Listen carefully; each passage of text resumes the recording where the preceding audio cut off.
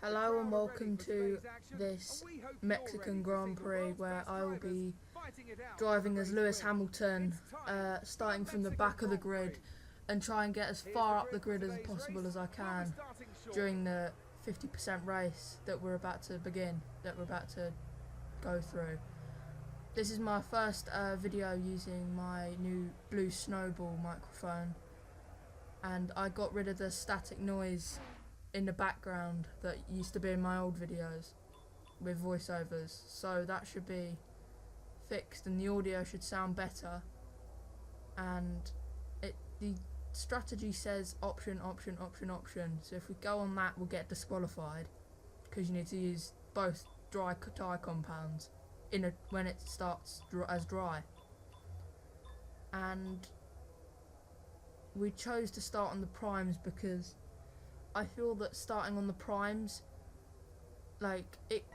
it's quicker in a way because you can't utilise the option tyres to their absolute maximum if you're going through a grid of cars, but if you use them when you're in clear air, they'd work so much better. So we're going down to turn 1 now, and overtaken Maldonado up the inside there, hang it round the outside and snatch the apex, and we should keep this position. Approaching the Force India of Perez now and planning a move of where we could overtake Grosjean now as Perez makes a move up the inside of Grosjean, and Grosjean gets a poor exit after Perez has blocked him, and going through these S sections now, and I tried to get the best exit possible off of these corners. I sacrificed the first corner for these corners, so I've got an amazing exit, and we've gone around the outside of Grosjean. May have gone off the track a little bit, but we'll keep the position because we would have gotten anyway, so it wouldn't have made much of a difference. We got the inside of Perez into the stadium section. The Mexican fans wouldn't be too happy about that, and Carlos Sainz gets the aid, and I don't think that was Carlos Sainz's fault, to be honest, because I think the curb just EA'd him. So yeah, we head down towards turn 1 now, got the inside of the Lotus and the Sauber potentially. Keep up, hang it up, go down the inside and get that apex, get to the apex first. So that's P9 and we're in the points now after lap 2. So these prime tyres are working an absolute treat for us, and go around the outside of Hulkenberg, which means we have the inside line for this corner. We hang him out to dry, and now our next target is Kvyat. So we're going to have to chase down the Red Bull driver.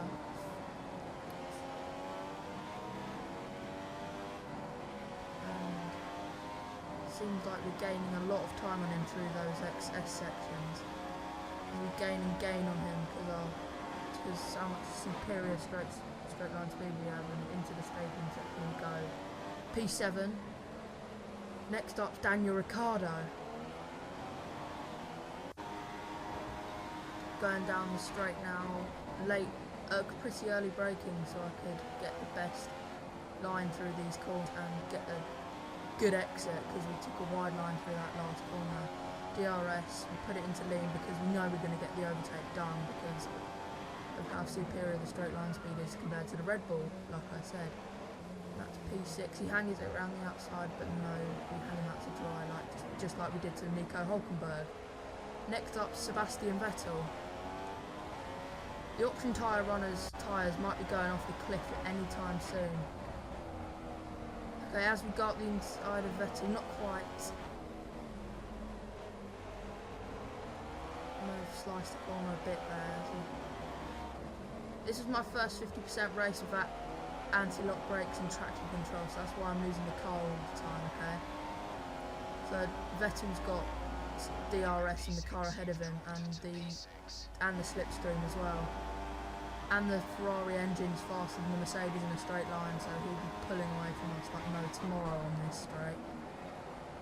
We get the best line through this corner as we can, and we get a good exit so we can all narrowly miss Vettel then, but no, that Ferrari engine is OP. But we dive one down the inside and we've got him. Going through this corner and try and get Massa next.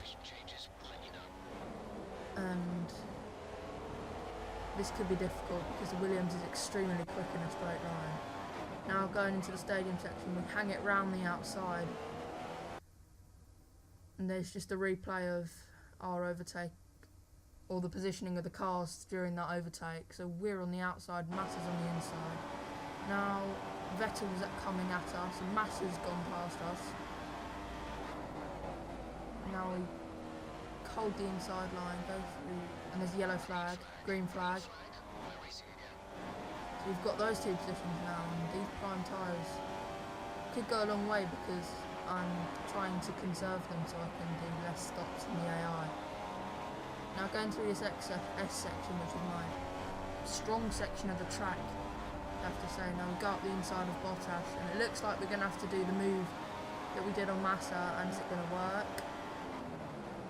Yes, just about. So here's a replay. Shoot to the outside of Bottas, hang around the outside for a brave move into the stadium section. Yet again, this is a replay. Not as close as the Massa one, as Massa was to us. Actually, no, it might actually be pretty even with that, how close he was to us. But there we go.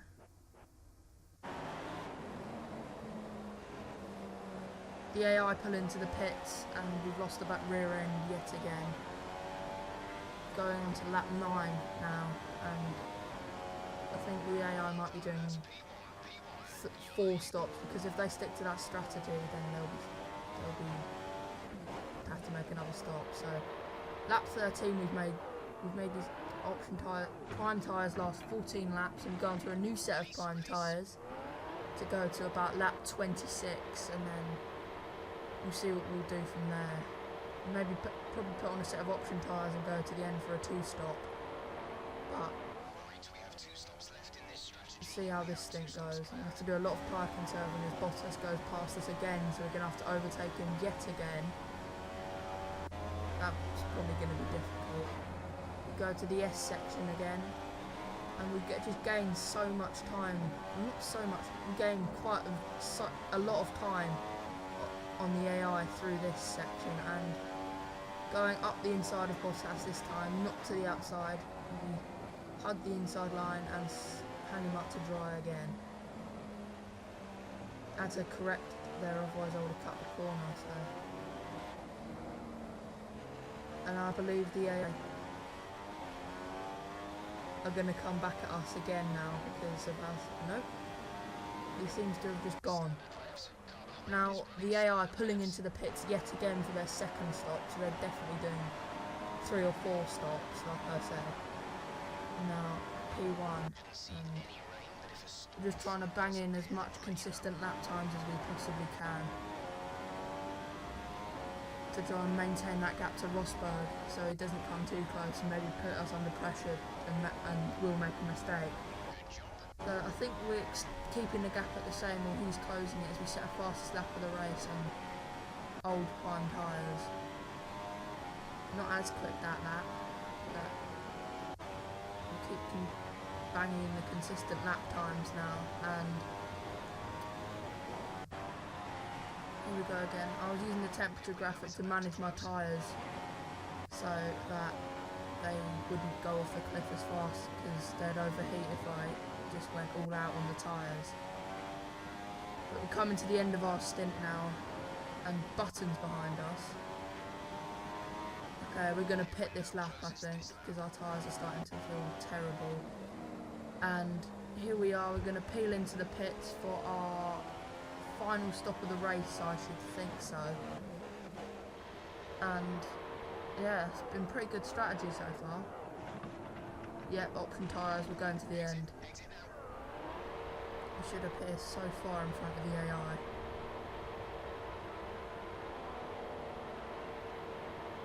So exit the pit lane now, and no one near us apart from back markers just ahead of us.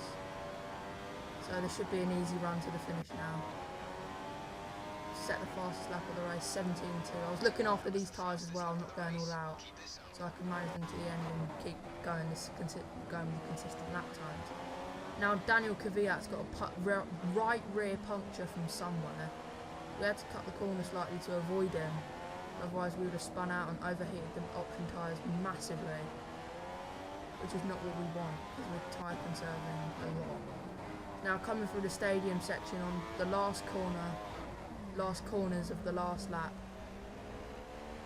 going through one of the best parts of the circuit. Now through the last corner, taking a nice wide line so we can get the best run onto this straight as possible. Here comes the checkered flag and we've won the race.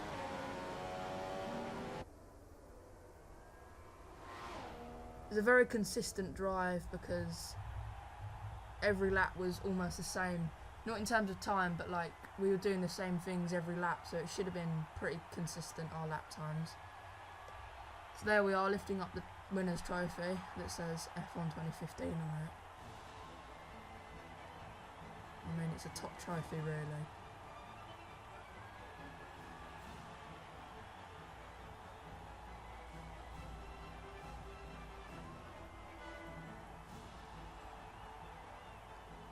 And it turns out we won by 55 seconds on Legend AI, because these Legend AI are so bad on this game.